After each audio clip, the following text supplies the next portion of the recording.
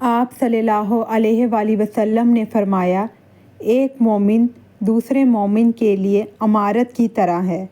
کہ اس کا ایک حصہ دوسرے حصے کو قوت پہنچاتا ہے، اور آپ صلی اللہ علیہ وآلہ وسلم نے ایک ہاتھ کی انگلیوں کو دوسرے ہاتھ کی انگلیوں میں داخل کیا۔ زید بن خالد نے انہیں ابو جہیم عبداللہ انصاری رضی اللہ عنہ کی خدمت میں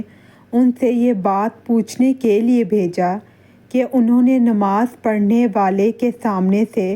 گزرنے والے کے متعلق نبی کریم صلی اللہ علیہ وآلہ وسلم سے کیا سنا ہے۔ ابو جہیم نے کہا کہ رسول اللہ صلی اللہ علیہ وآلہ وسلم نے فرمایا تھا کہ اگر نمازی کے سامنے سے گزرنے والا جانتا کہ اس کا کتنا بڑا گناہ ہے تو اس کے سامنے سے گزرنے پر 40 تک وہیں کھڑے رہنے کو ترجیح دیتا۔ ابو النضر نے کہا کہ مجھے یاد نہیں کہ بصر بن سعید نے 40 دن کہا یا مہینہ یا سال۔